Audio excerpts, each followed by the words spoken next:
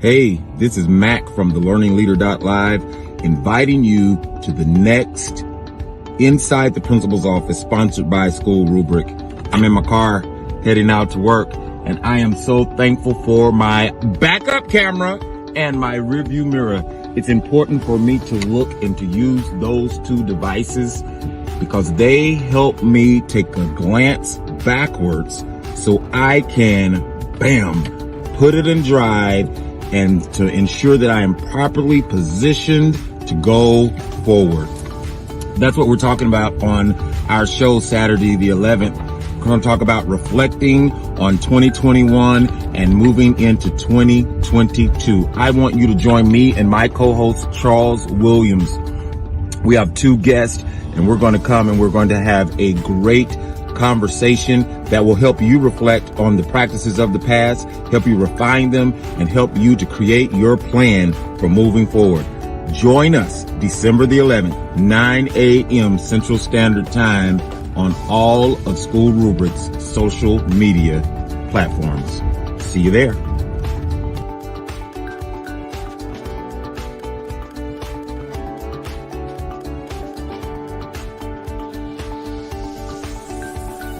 Hey, it's Charles Williams from Inside the Principal's Office, and I can't believe that it's already December. You know, this month brings with it plenty of traditions and holiday celebrations. And you know, while it's great to get ready for those fun things, the other thing that we should be doing is taking time to reflect.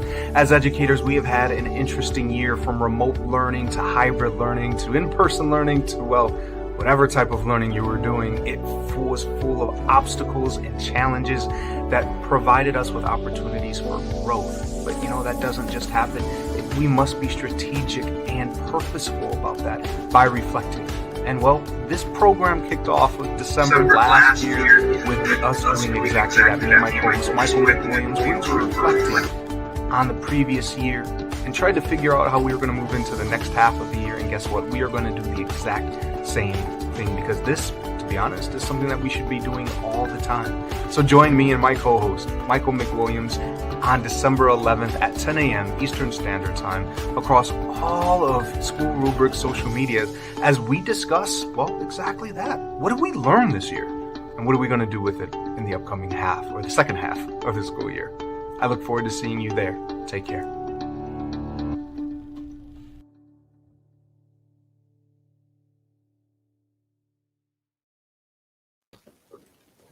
Hello. Good morning, good afternoon, good evening, whatever time it is, or whatever you're watching this. Hopefully, if you didn't catch it live, that you are back and watching the recording. I can't believe that it is December already.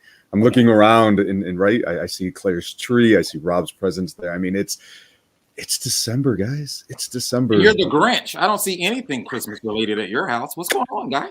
Yeah, it's all upstairs. Oh, okay. You know, it's not in this space here. My wife says it's all up there. Okay, She controls the decorating. Well, welcome everyone. Welcome back to Inside the Principal's Office, the final show of 2021. Not the final show, no, absolutely not, but of 2021. We are rumors, Charles. Yeah, no, don't. I got to clarify, right? Because people just hear a part. Moment of clarity. So welcome. We are so happy that you are back with us. So happy that you are here with us as we discuss our reflections for this year and how we're going to move forward into 2022. We have some amazing guests with us who will introduce themselves in just a moment. We have Rob, we have Claire, and of course, we have my co-host, Michael McWilliams. You see how I did that, right? Papa. Michael McWilliams. So my name is Charles Williams, one half of this amazing duo. Principal in Chicago, the founder of CW Consulting, a host of the Counter Narrative podcast, you know, just a little bit of everything. We like to stay busy. Mac, how are you doing this morning? I am doing awesome, and I am glad to be here with you. I was not able to be on the last episode, but this is definitely a space that I value, and I'm glad to be back here with our two guests today. I'm looking forward for the dialogue that we have. For those of you that may be your first time joining us, I'm Michael McWilliams. I am a career principal. I am currently in my 20th year as an elementary school principal. I serve a school with K through 5. Hey, John, he's here every time we're here. Thank you for being here. But I love education. I am a principal. I am a principal of a Solution Tree model school. I am very proud of that.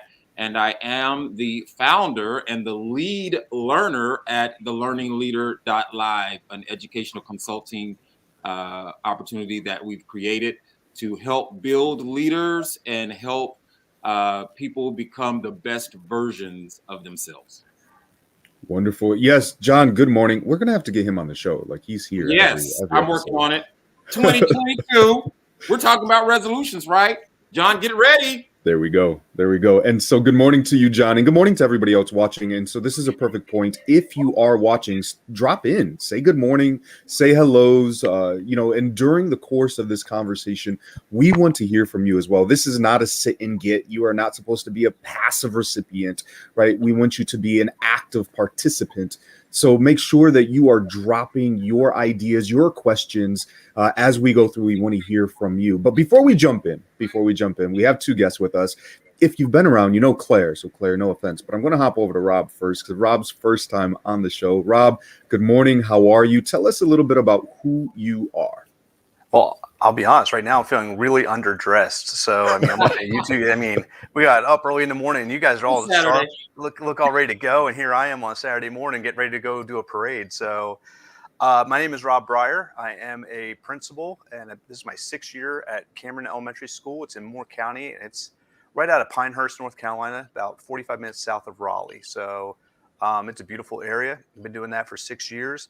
I'm also the author of a book called Taking the Leap, a field guide for aspiring school principals. And that is a book that was really targeted towards those who are graduating with their master's, and to really help inspire them to what steps do I need to take, and how do I go and get my first AP job, or how do I go and move up from an AP to a principalship. So it's really just a study guide that's going to help prepare them and ask those tough questions of, what am I struggling with? What is it that I don't know a lot about?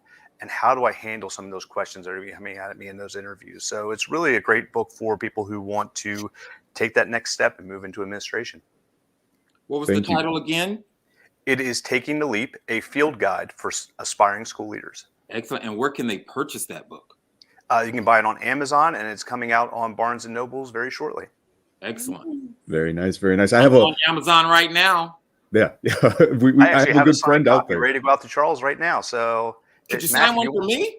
Absolutely. Send me your address today. I'll send you a book. And Claire, if you need one, I mean, you already got the principalship, so I don't know that you're going to need the bok right now, but I'll send it to you. In the chat right now, guy. There we go. I'm putting it in the chat right now, my address. Done. I will take care of it for you. Wallace, make sure you don't broadcast that to the world. Thank you, Rob. Thank you so much. I saw a few people pop in. So good morning, Bobby, Charla, Heather. Thank you so much for being here this morning with us. Claire, we're going to turn it over to you. How are you this morning? Yeah, I'm great. I'm happy to be back on the show. Good morning to everyone. I'm Claire Springer. I am a proud principal in Texas. I have 5 days left at my current assignment. I've had the privilege to be Mr. Mack's assistant principal for the last 7 years, and I have the great opportunity to open Denton ISD's 25th newest elementary school. So I am eager, excited, and super blessed to walk into this new role in January 2022. Congratulations. Are you going to have, like, when somebody buys a house and they move in, they have a housewarming party. You're going to have like a school warming party? I would love that. I like the ranch style theme items. So if you want to make any donations that look very ranchy, and I love flare pins and sticky notes. And I'll drop my address on the comments. You're like, send it to me. Yeah. Be careful when you start getting bottles of like salad dressing ranch. You're like, that's not what I meant. Right. Oh, ranch style. Oh, I got that soul taken care of. Well, I'll come in Monday morning and I'll have ranch bottles all over my office. And she'll eat it. Don't worry. She'll take care of it. She loves ranch on everything. Ranch is a condiment. Well, as you all know, we have a format for this show, and Wallace is probably freaking out. He said go unscripted, and that's exactly what we're doing today. So sorry, Wallace. So what we have is a structure here. We're going to have two questions that came from our guests from the last episode. So we're going to talk about those. We're going to do some reflections at the end, and we're just going to have some conversation. So as we're going through this, obviously, like I said, I want to hear from you all as well who are watching live. Drop your questions, drop your comments as we jump into, well, question number 1. So let's get ready to go. Question number 1. Let's go. Rob, I'm going to come to you first, and then Lisa, I'll come to you. Give you some think time there, Lisa. Some reflection, huh? Yes. Well, that's good. I think as educational leaders, we all know how important reflection is. And what I would challenge our guest to share is what is the way that you go about intentionally reflecting on your practice and your craft, and who do you share it with? I think those are two important pieces. One is how do you stop, catch your breath, and reflect, but then who do you share it with and how? It's a great question. And you notice my background's a little different. I was at my bougie daughter's apartment on Michigan Avenue. It was like, Yeah. But now I'm back in my basement. You've been demoted. But great question. Love the fact that Rob said intentionally reflect and who you're sharing it with. So we're going to go from Rob to Rob. So Rob, I'm going to let you kick this one off. How do you intentionally reflect about your practice, and who do you share it with? So I'm really big into journaling, and so I keep a daily journal, and in that journal I have basically questions that I answer every day about like what went well, what was I struggling with, what are the things that are my top priorities to finish that day and get done, and where am I struggling at. And I go through that on a regular basis, and every morning that's my routine. I go out to car rider, I do my car rider, I come in, I sit down for about 15 minutes, and I just reflect on what's my day going to be like. And that has really helped me to focus on what is important and what needs to get done. And so I don't lose track of those important things that might, sometimes fall through the cracks. But for me, sharing that, like, my wife is my number one person that I share a lot of my stuff with. And like, she's that person I have conversations with. And I'm really lucky as a principal. My wife is a first grade teacher. And, I'll run a lot of ideas by her. And we'll have those conversations about, hey, what do you think of this idea? I want to try this with my staff. What do you think? And she's that first person that's like, ooh, yeah, I don't know about that idea. You might not want to try that. Do you want to continue being a principal at that school? Those are powerful conversations because you're getting it right from a teacher who really has no skin in the game, but is passionate about what she does. And so you get a lot of really good feedback from her. And so she's my number one person. And then I have a weekly meeting with my AP and my instructional coach. And I do share a lot of stuff like, hey, here's things I'm seeing around the school. Here's things I'm thinking like we might want to try or think about, or here's some things I really want to do over the next week. You have to make sure that other people know what's going on and that you're keeping people informed of here's what's working, here's what's not working, here's things I want to see changed. And so really taking time to have those conversations, and sometimes they're tough conversations, but you can't be afraid to broach those conversations with the people around you because you're a one-man show otherwise, and you're not going to get as much done if you don't let other people in. I love that. I do the same thing with my wife, right? She's a teacher as well. So it's the best person to reflect. She's a wonderful lady. Thank you. I hope she's watching that. I do talk. So do I. I'm going to get the brownie points right now. Thank you. I appreciate it, Rob. All right, Claire, what about you? Yeah. I've always had a no less than 20-minute drive to work. And some days it's upwards of 30, 35 minutes. So I think that time in the morning is really important for me. Now that my oldest daughter goes to school, well, she's in second grade. So the last few years she's been in the car with me. Thankfully, she's not a morning person, so she doesn't like to really chit chat. So we usually just have the radio on and she's back there singing. And it's really kind of a time for me to think through the day ahead, a lot like what Rob was saying, just having that time to connect to what you need to get done. But more than that, one of my top strengths through StrengthsFinder is futuristic. So I'm constantly thinking about where I'm wanting to go and goal setting and prioritizing those goals and creating those steps. So for me, I found that having a clear vision of where I'm going, not just the school's vision, but what's my vision for this particular goal that I'm working on, and then connecting with a coach, which in these last 7 years, it's been Mr. Mack. He's been kind of that thought partner that I've been able to run ideas through, and someone that will challenge what I'm saying or make me think through it through a different lens. So I think I would challenge anyone to find that person, that coach that will give you that constructive feedback, that has an understanding of where you want to go, shares those same values, and get your goals, but then also connecting with those colleagues within your organization and outside your organization. So I know I have several great friends that I've worked with in previous districts that still to this day I talk to on a consistent basis, because they're working on similar things that I want to work on or that I am working on. And it's just nice to have those friends and those colleagues that you can run ideas through, that you can steal ideas from. I just think it's important to surround yourself with a group of people, not only inside your building who knows the work that you're doing each and every day, but also those people outside that can motivate you, inspire you, give you ideas, look at things through a fresh lens.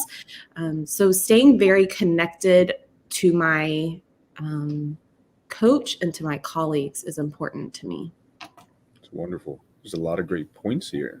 What about you, Mac? Any? So we got clarity. Any Mac Nuggets? Yes, I have Mac Nuggets.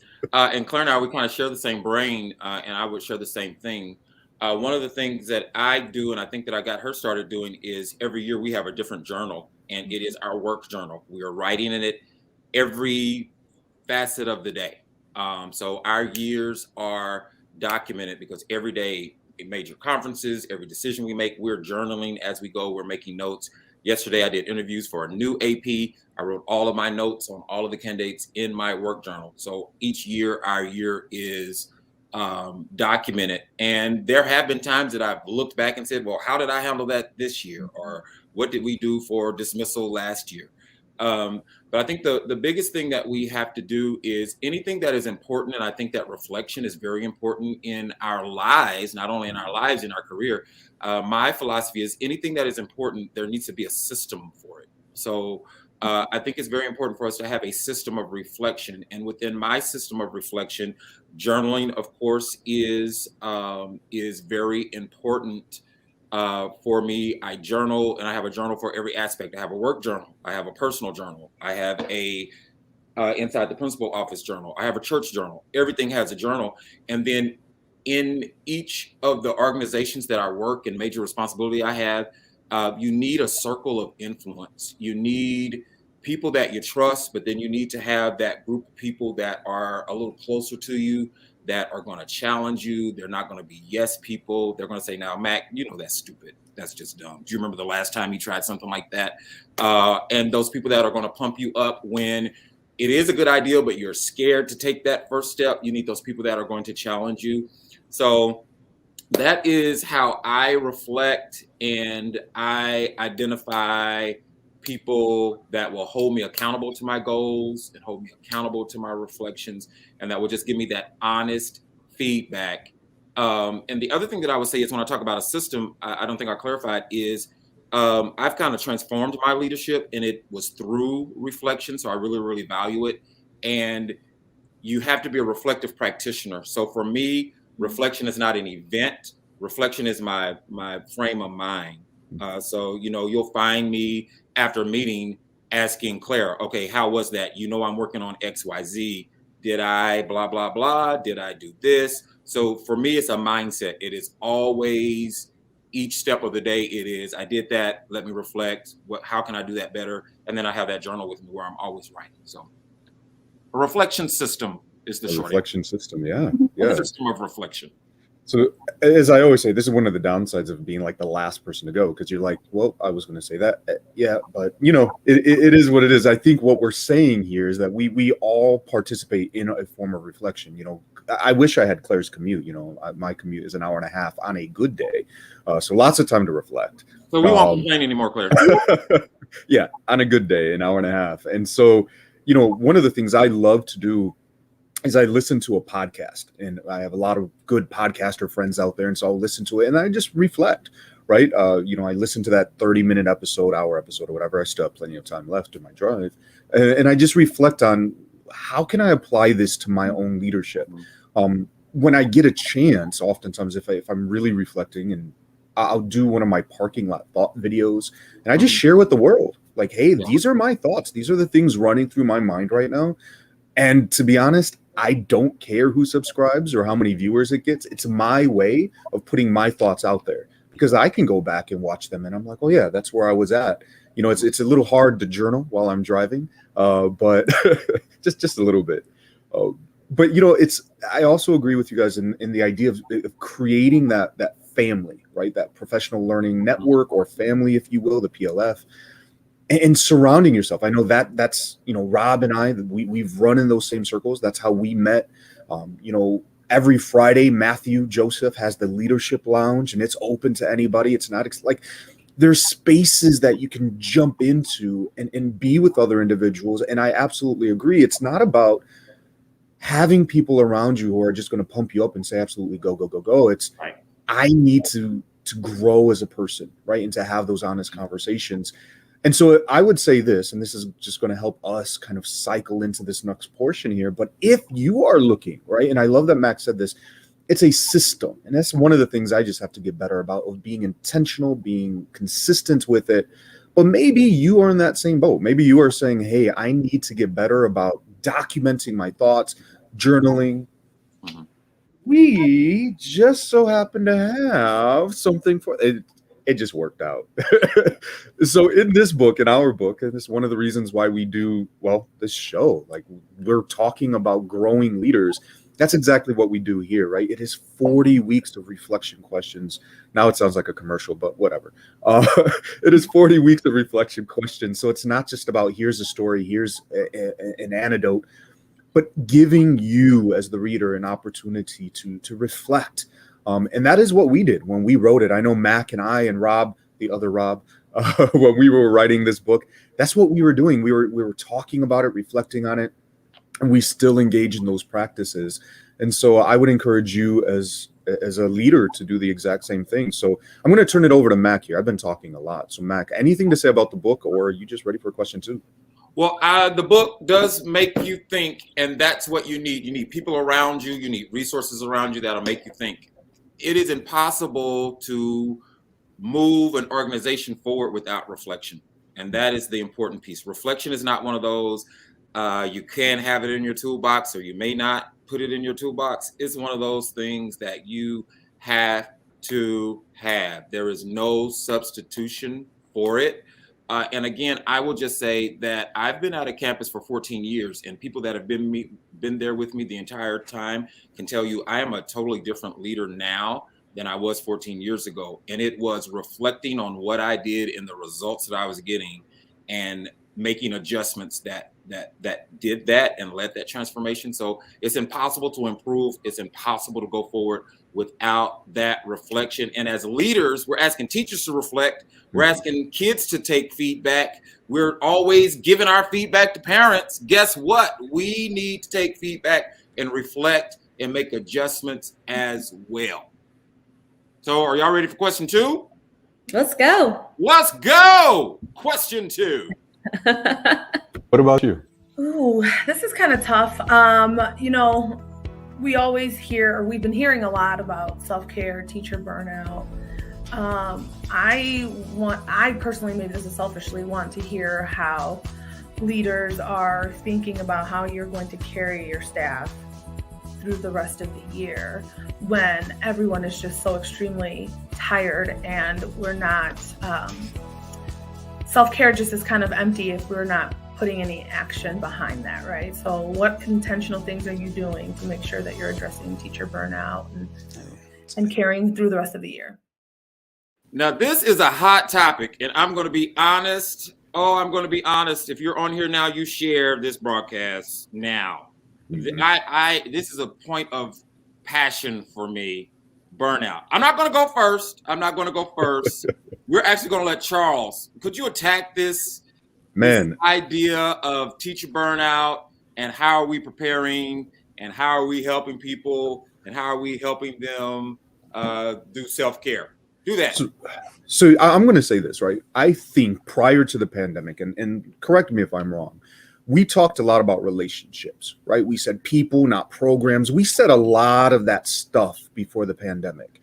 But I'm very curious about how many of us were actually doing those things, right? One of the things that I think was great, and I hate to say it this way, but I think the pandemic kind of forced us to do exactly those things. So I can tell you, like this week, for example, in my building, we had 5 cases of COVID, positive cases in my building this week, which is huge for us because we haven't really had any all year. So I remember I had a teacher, her class was getting shut down. We're right before winter break. That means those kids are going to go right into winter break now. And she was sitting in the office and she was bawling. And I was like, what's wrong? Why are you crying? Like, you didn't do anything wrong. And she's like, it's not that. Like, I just feel like everything that I've done is over. Like it's going to collapse now. The kids are out for 2 weeks. Now they're out for another 2 weeks because of break. You know, they're talking about possibly going back to remote learning afterwards. And she was just bawling. And it was out of a place of concern for her students. Like, I don't want them to lose all the progress we made. And, you know, when you're in that position, you could see someone who's hurting. And so you need to give them the time and the space, you know, and whatever it is that they need. And I think it's just important in those moments. It's like, this isn't about like the data. This isn't about the assessments. This isn't about the curriculum. This is about making sure that people are okay. Just yesterday, one of my teachers had to leave early. She's going through some things, right? I mean, this pandemic has caused so much trauma and stress, not just on our students, but on our teachers. And she came into my office in the morning and she just, I don't think I'm going to make it through today. I can't. And I said, that's not for you to worry about. I ran around, we rearranged the schedule. So I said, look, you can go. Like, I've taken care of it for you. And I think it's those moments that are going to go much further than anything else than just telling a teacher, oh, just take a day, right? Because you take a day, it's not going to do anything. You have to have these systems in place to make sure that the teachers know they're comforted, that they're cared for, that they're supported. I just had a teacher who tore her ACL during recess the other day. Here we are carrying her into the building, sitting with her, right, carrying her out of the building. And she just, when we put her in the car, she just looked and said, this is why I love this school, right? It's not about, oh, you gave us gift cards at Christmas or food, or like, you have to love your people. And I think that if you do that, if you know what they are going through, if you know what they need, that is how you start to prevent burnout. And I'm just going to go back to what Rob said earlier. As leaders, we have to know what it's like to be in that position. We have to. I think oftentimes we have to be cognizant about what we're putting on their plates and understanding where they're at. And so I do the same thing with my wife. I'm like, this is what I'm thinking. Like, as a teacher, how would you respond to that, right? And same thing if she's like, babe, not now. Like, not now. Okay, I take that because we have to be cognizant. So I know that was a lot, but those are my things, that just loving and knowing your people so you could take care of them in whatever it may be, because it's so much. It's those love languages, right?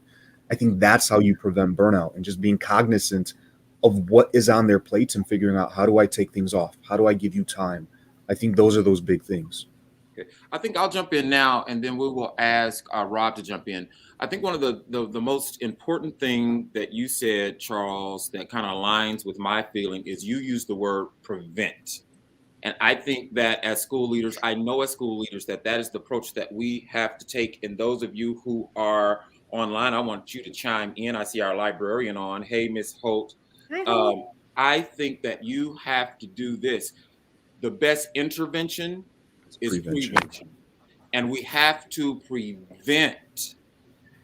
We have to do things and have systems that will prevent the burnout that teachers are feeling. I think I know this is that you have to have a culture that addresses. I mean, you know, just telling someone go get a massage, you know, go get a pedicure and a manicure for an hour and a half on a Friday. That's not going to cure what you're feeling all week. You have to create a system that is preventative in nature. And you know what? in an environment where we have systems, we're collaborating, so much is not on one person. We've identified what essential steps or what essential behaviors are required every day. We're clarifying what's expected of teachers each and every day in a system that limits the amount of baggage that we put on teachers. There's no need to even always have the conversation of burnout. That's kind of a pet peeve of mine. I don't know if you've ever had anyone die that's close to you. I recently had someone, that's why I wasn't on the last show. And, there are moments when I'm doing great, but then there are moments when someone will text me to see, how are you doing? I know you lost. He was like a son to you, and they go on and on and on. And the more they talk about it, I was doing okay. And then it's like, oh my gosh, I miss him. I'm so sad. You know what I'm saying? Sometimes we talk grief into people and we talk burnout into people because we're always talking about you should be burnt out. But what would happen if leaders would stop talking about, oh my goodness, I know you're burnt out?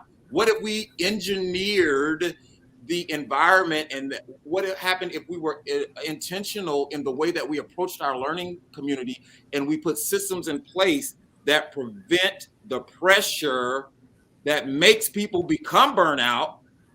What if we did that instead of always talking about burnout? Because I think that sometimes we talk trauma into kids and we talk burnout into our staff. So that's my thing. Let's be preventative in nature instead of always reacting. Of course, you always react in the moment. I send teachers home. I've sent tons of teachers home, but I do that because I know if you have this level of angst in the environment that we have created, it is something major and you need to go home. We will take care of your kids. But I try to take care of teachers on the front end and not always, give them a jeans day. A jeans day is great, but if you have unrealistic expectations of what you're supposed to do during the course of the day, doing it in jeans doesn't make it that much better. No, it does so not. Let's create systems that alleviate that angst and anxiety and burnout. Powerful. I think about Dan Heath's book Upstream, and we can try to fix things in the moment, but really let's go upstream and create a system to prevent this problem. Sub shortage, huge problem right now. I know one thing that Mac did is he went upstream and he rallied our parents for mornings on end and said, please, if you have a calling in your heart to even sub 1 day a week in our building, that is a tremendous help. And we had a handful of parents that went through the hiring process. And our building sub that is there every day is a parent. He's there so every day. That part is helpful to kind of really think about, okay, this is the big problem. Let's go upstream and find a system to help prevent. But one of the other things that we do is we have a staff mood meter. So every morning when you come into our building, tell us how you're feeling for the day. There's three categories of feelings. Green, of course, is I'm good.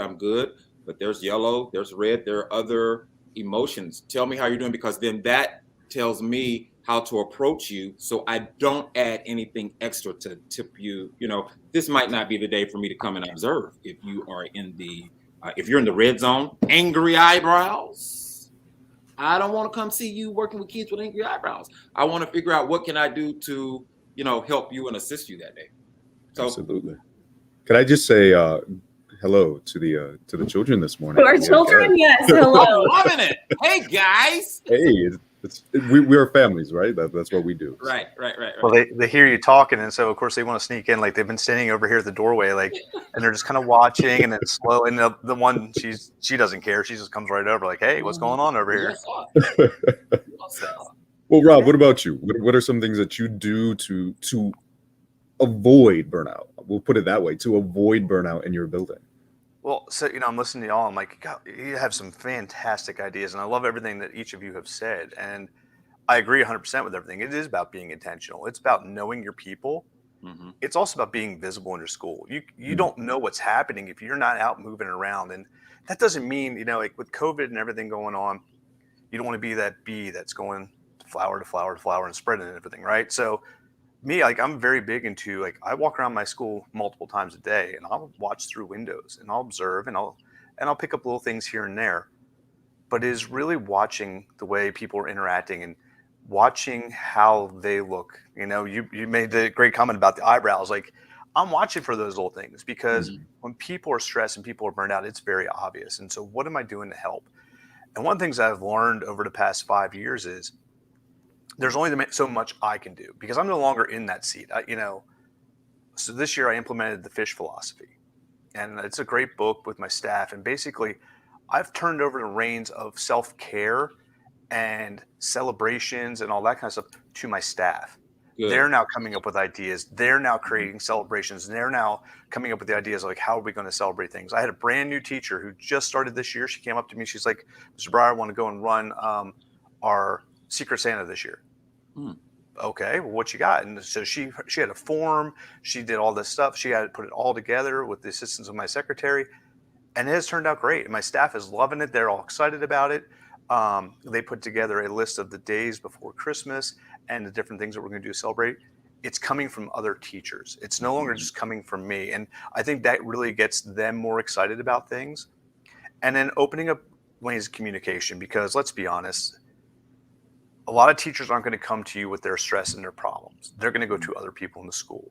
And it's having those connections within the school who are willing to say, hey, listen, like, so-and-so, we're struggling with this. We're struggling with this idea. We're struggling with how do we handle this, or how do we move forward with that? And being able to have those open conversations. It might not come directly from that person, but when you were able to then go into a staff meeting and say, hey, I've seen this. I'm hearing this. Like, I understand what you all need.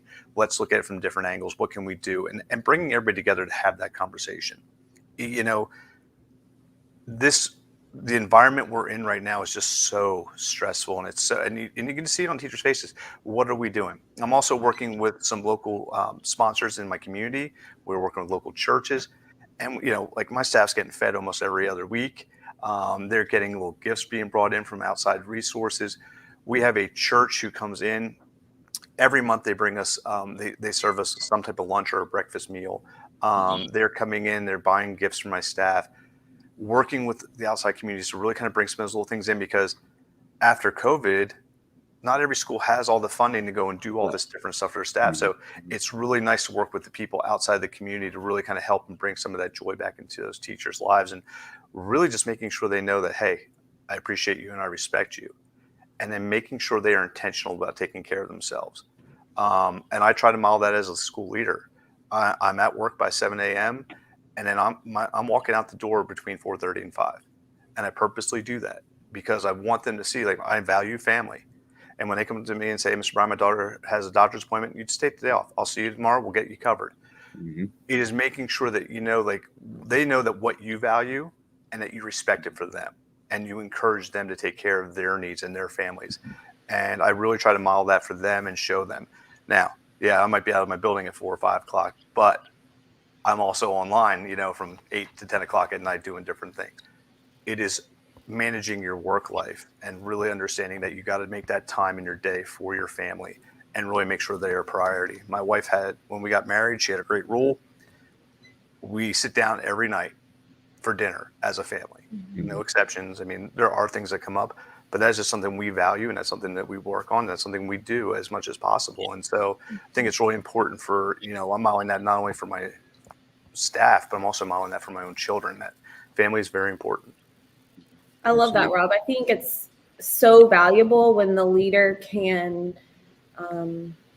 preach self-care through balance. And we all can work until the wee hours of the morning if we let ourselves. I mean, our to-do lists are never complete. Right. And so being able to have that just decision-making on, okay, where am I drawing the line for today? And what am I going to come back to tomorrow? Because it's always going to be there. And I know we hear people say that all the time, but I don't think we really take it to heart and practice that. And we're never going to feel not burnt out if we allow ourselves to be burnt out. Right. And some of that is self decision making. And I think it helps when the leader continuously communicates the importance of balance and having passions outside of work. I know my first probably 3 years on the job, Mac was like, you've got to find some balance in your life. You need a hobby. You are not going to make it in the long run if you don't leave this place and go do something other than thinking about this place. Mm-hmm. And it took me a while, but I feel like I have gotten there. And you got it. I'm able to leave school and I'm able to enjoy other things. And it's so important because then when I am at school, I'm refreshed, I'm rejuvenated, I'm ready to tackle goals, I'm ready to, check things off, take care of people. And we can't take care of others if we don't take care of ourselves. Yeah. Absolutely. We just to add on, and then we need to move on to ideas that stick. Just this ideal of modeling. I think one of the things that we need to do is, and this is something that I learned through reflection, is when I was, I always believed in this strong leader and being kind of, separate from the staff and, just always exuding this strength.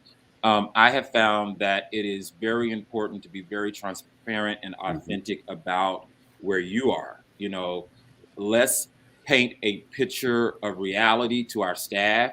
There are days you build that culture where we're taking care of each other, and there are days where Mr. Mac's pen is not on the green. I have to be honest. I have to put my pen on the red. I have to put my pen on the blue, that I'm sad, that something is going on.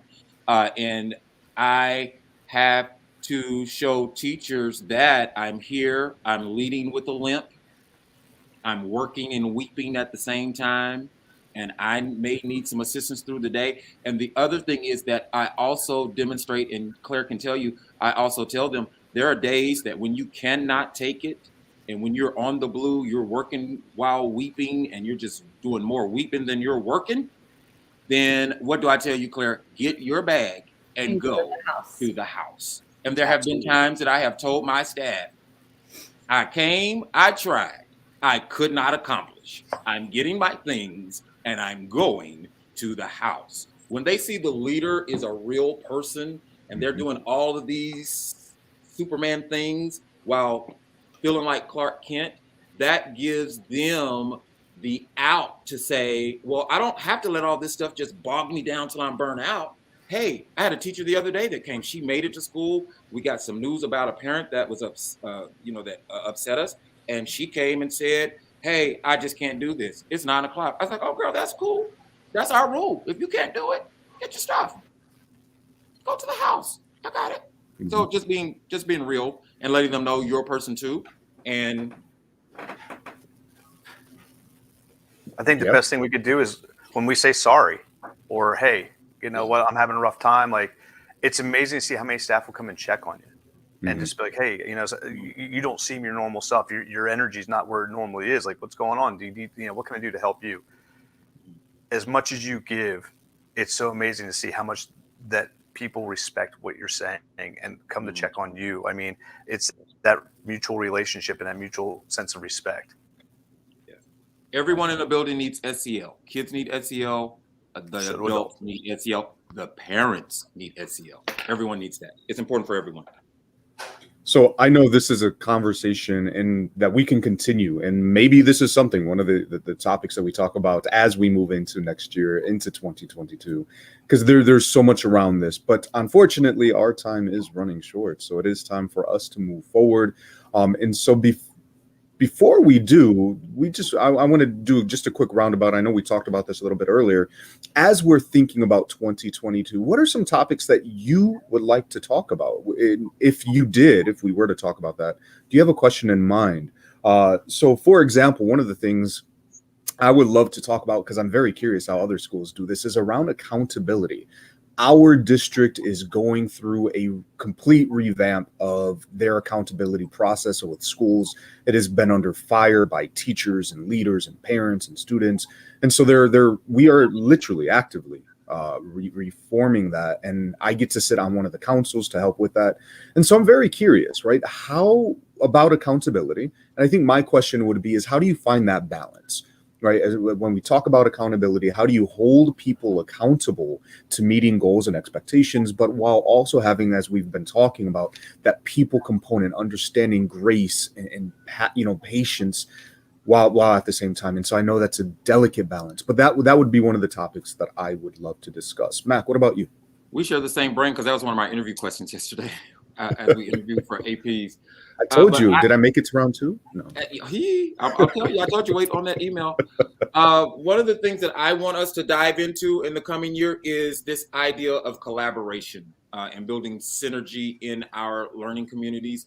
And I want to ask questions like, what does collaboration look like on your campus? What are the things that you collaborate around? And you know what? One of the first things that I want to ask is, as leaders, who is pouring into you? Mm. We pour, but there has to be a place where you are being filled. A leader can't take an organization beyond their level of exposure. So who's the you for you? Who's leading? Who's teaching? Who's collaborating with? Who's pouring into you? Love it. What about you, Rob? For me, it's understanding your own burnout, understanding when you've led as far as you can lead in that school, and when is it time to move on? When is it time to find a new challenge? And it kind of goes back to exactly what Mac was just saying. Like, when do you know it's time to go and refill your cup in a new situation or a new environment? Because sometimes people can get stagnant, and we just keep going, and we're going through the motions, but are we continuing to really grow and develop ourselves as leaders, or are we just getting the job done? And so it's really being able to identify that point. Wow. Are you going to write in a book about that? I want you to write the book because I want to. I might one of these days. All right, Claire, let's wrap this one up with you. I think you're on mute. You're on mute. Something that I'm really playing around with is how to increase collaboration in a building through vertical teams. So my question would be, what innovative ideas do you have in structuring your building and teams to work more vertically? Oh, good. I hope Wallace caught that clip there, because that's now a question. Well, thank you. So and we would love to hear from you as well. I know that we've been posting out there topics that you would like to hear about, topics that you would like us to discuss. Tell me, what do y'all want us to talk about? Drop it in Twitter, drop it on our Facebook group. By the way, join our Facebook group. That's a great place for us to have conversations. And this is a question sitting in that group right now, asking, what would you like to hear about as we move into 2022? And this is just literally, it's not Mac and I talking about it. It's not us resolving things. It is a forum, a space for us to connect with other educators, you included, to have these conversations so we could all grow and learn together. That is the mission of Inside the Principal's Office. So, Mac, it's time for ideas that stick. Good deal. I think you're up first. I am. I think so. As professional resolutions. Yes. What are our professional resolutions? As we close out every episode, we have one of these, this portion of the show where we want to walk away with a concrete idea, lots of nuggets throughout this. Hopefully you are journaling. Hopefully you have an Inside the Principal's Office journal. But my resolution is just to ground myself in my purpose, in my mission, knowing who I am, knowing what I stand for, and saying that is, I'm not doing other things, right? If it conflicts with that, if it is not aligned with my vision and goal of where I'm going, then I have to recognize that I've been overzealous sometimes, taking on way too much, doing way too many things. And you have to understand that sometimes, a lot of times, quality is better than quantity. And so grounding myself in my purpose and making sure that is what I'm moving forward towards. So we'll see how 2022 goes. And I challenge you to keep me focused. Mac, what about you? My resolution is stick with the script. I think that sometimes we take, we're in the middle of a school year. So I don't think that I don't think it's wise to totally reinvent yourself and just totally, sometimes we look so much at our deficits that we want to change everything, and we always want to work on our deficit because we're just aligned with that deficit model thinking. I think it's important to believe in you, to tweak, to take data and make the tweaks you need in areas. But I want to stick with the script because we were very intentional at the beginning of the school year, the way that we would approach the year. So I want to refine, but I think that I want to stay the course on some things that I decided I should be doing. Wonderful. Mine is prioritizing my relationships with my community as I embark on this new opportunity to build a school culture and welcome, between 650, 750 students into the building, really taking time to cultivate those relationships from the get-go. I have the opportunity to be inside the school that most of my kids are in next semester and taking time to learn their names and learn their needs. And then also prioritizing those coffee hours with my parents and having those small group meetings and answering questions and sharing the vision of the campus and getting everyone excited for fall 2022. Nice. Rob? So for me, it's really like staying focused and keeping the main thing, because there's so much going on in all our lives. You have SEL, everybody's talking about COVID, you have quarantine, school closure, mask issues. There's so much that can distract you from what is important right now. But we got to keep focused on children and focused on meeting their needs and helping them be the best student they can be. And so that's really what I want to do, is keep my goals in place, keep them focused, and keep them at the forefront of everything we do. Excellent. Thank you. So this, man, I can't believe that we're encroaching on an hour here. It has been an amazing conversation. So I cannot say thank you enough to both of you, Rob and Claire, for being in this space. Mac, I want to say thank you, because when we talk about the person who fills you up, that is what you do for me, sir. So I just want you to know that. That's what you do for me. We fill each other.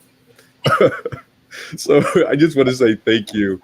And of course, to everybody who has been here, I've seen all of your comments. Thank you. Thank you so much for dropping all of those comments, participating in the show. We want to say thank you to all of you.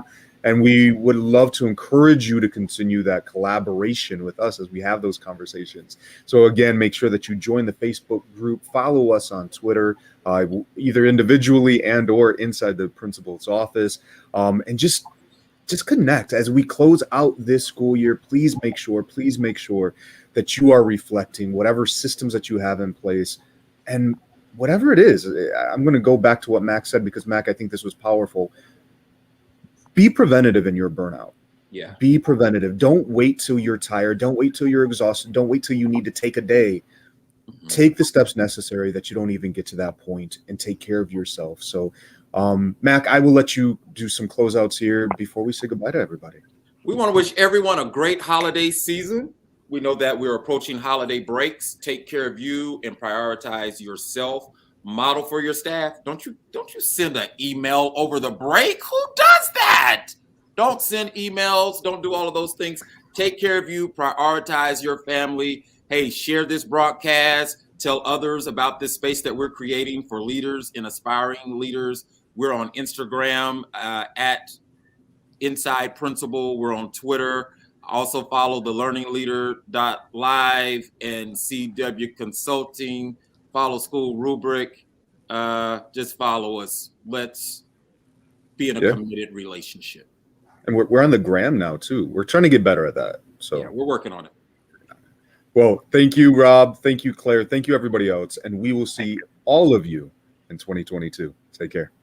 Happy holidays. Okay, thank you. Thanks, guys. Bye-bye. Thank you for watching School Rubric on YouTube. Be sure that you like, follow, and subscribe in order to stay looped in on all of our diverse collection of shows, interviews, panels, tutorials, and more from educators around the globe. And visit us at SchoolRubric.com for even more great content, such as our online articles, Interact magazine, featured podcasts, and more. Thank you